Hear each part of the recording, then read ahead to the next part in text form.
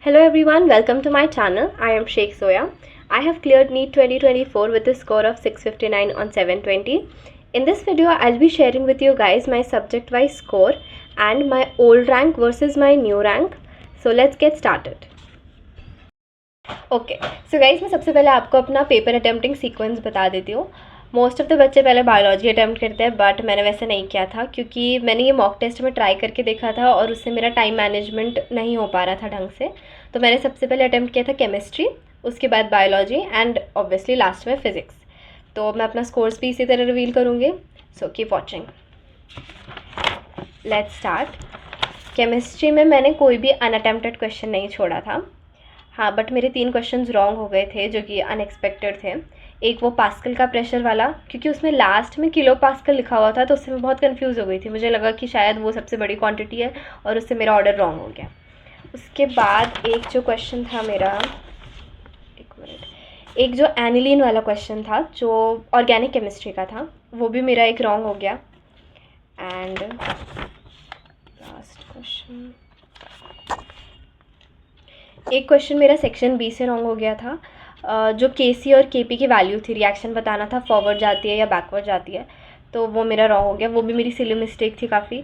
Aniline वाला तो मैं कंफ्यूज हो गई थी, और जो पास्कल प्रेशर जो अरेंज करने थे, प्रेशर्स क्वांटिटीज़ जिन्हें अरेंज करना था, वो भी मेरी सिली मिस्टेक थी। तो इस तरह मेरे 3 क्वेश्चन नेगेटिव में चले गए, which brings my final score of chemistry to 165/180। Okay, so next section पे आ जाते हैं, विच इज़ बायोलॉजी। तो मैं आपको बॉटनी और जूलॉजी दोनों अलग अलग करके बताती हूँ।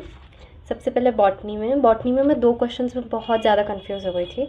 एक तो वो था जो डार्क रिएक्शन की रिक्वायरमेंट्स है, वो वाला एक क्वेश्चन था, और एक जो क्वेश्चन था ना, वो क्या नाम है उसका, the capacity to regenerate from a plant, उसका जो टोटीपोटेंट आंसर था। ये 2 क्वेश्चन में बहुत कंफ्यूज हो गई थी, बट एंड में आते आते मैंने उसे, ये दोनों को मैंने लास्ट मोमेंट के लिए रख दिया था, एंड में आते आते मैंने उनके भी आंसर टिक कर दिए थे। तो मुझे बॉटनी में फुल मार्क्स है 180 और 180। अब जूलॉजी पे आ जाता है। जूलॉजी में मुझे थोड़ी सी दिक्कत हो गई थी, एज इन उसका एक क्वेश्चन मुझे छोड़ना पड़ा था क्योंकि मुझे आइडिया नहीं लग रहा था उसका और मैं कोई रिस्क नहीं लेना चाह रही थी, और इसके 2 क्वेश्चंस मेरे रॉन्ग हो गए। अब वो 2 क्वेश्चंस कौन से थे, एक जो असर्शन रीज़न था ब्रेस्ट फीडिंग वाला, वो रॉन्ग हो गया था, और एक क्वेश्चन जो था दैट वाज, हाँ, मैंने जो क्वेश्चन छोड़ा था वो ऑटो इम्यून डिसऑर्डर्स वाला था। आई वाज वेरी कंफ्यूज्ड और मैं रिस्क नहीं लेना चाह रही थी, तो मैंने वो छोड़ दिया था। एक मेरा सेक्शन बी का रॉन्ग हो गया था, तो 2 रॉन्ग हो गए, विच वाज -10। एक मैंने छोड़ दिया था तो -4। तो इस तरह मेरा जो टोटल बायोलॉजी का स्कोर बनता है दैट इज़ 346।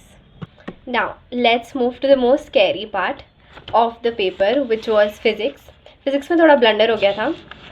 एक्चुअली मेरे फिज़िक्स में सबसे ज़्यादा मार्क्स आते थे मॉक टेस्ट में, और रियल पेपर में इसका एग्जैक्ट उल्टा हो गया है। फिज़िक्स में मेरे सबसे कम मार्क्स आए हैं, और फिज़िक्स के मैंने सबसे ज़्यादा क्वेश्चन छोड़े भी हैं। मैंने फिज़िक्स के 3 क्वेश्चन छोड़ दिए थे, और जो रॉन्ग क्वेश्चंस थे वो 4 मेरे क्वेश्चंस रॉन्ग हो गए थे, जिसमें से एक क्वेश्चन था आउटपुट वाला लॉजिक गेट्स का। नेक्स्ट क्वेश्चन जो था दैट वाज मैग्नेटिक मोमेंट वाला, magnetic effects of electric current part 2 में से आया था वो क्वेश्चन।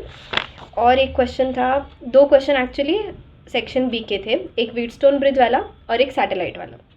इस तरह मेरे -20 मार्क्स हो गए क्योंकि 4 क्वेश्चन गलत हो गए थे, और 3 क्वेश्चंस मैंने छोड़ दिए थे, तो वो -12 मार्क्स, जिससे कि मेरा टोटल फिजिक्स का स्कोर बन जाता है 148। अब जो एटम्स वाला कंट्रोवर्शियल क्वेश्चन था वो मैंने अटैम्प्ट ही नहीं किया था क्योंकि मैं उन दोनों भी ऑप्शंस में बहुत कंफ्यूज हो गई थी, तो उस क्वेश्चन की तो बात ही नहीं आती, वो मैंने छोड़ दिया। ओके, सो हमारा टोटल स्कोर यहाँ पे आ चुका है। फिज़िक्स में मेरे टोटल मार्क्स है 148, केमिस्ट्री में मेरा टोटल है 165, एंड बायोलॉजी का मेरा टोटल है 346। So now let's talk about the rank. जो मेरा ओल्ड रैंक था, जो सबसे पहले रिजल्ट पब्लिश हुआ था 4 जून को, तब मेरा रैंक आया था 22,414। यस, मेरे मार्क्स जो थे 659, इन पर मेरा रैंक आया था 22,414। इसके बाद जब वापस से रिज़ल्ट पब्लिश हुआ था, जब 1563 कैंडिडेट्स का री एग्ज़ामिनेशन हुआ था, उसके बाद जब रिज़ल्ट पब्लिश हुआ तो बहुत माइनर डिफरेंस आया था रैंक में। रैंक मेरी तब हो गई थी 22,385। बट ये जो सुप्रीम कोर्ट के ऑर्डर के बाद कल वापस से रिज़ल्ट आया है, 25 जुलाई को या 26 जुलाई को जो वापस रिज़ल्ट आया है, तब रैंक थोड़ी सी बेटर हो गई है। Now it is 19,862।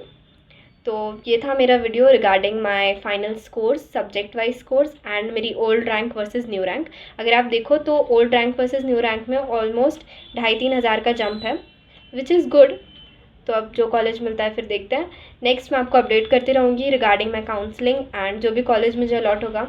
And if you haven't subscribe to my channel please consider doing so. Till then bye bye.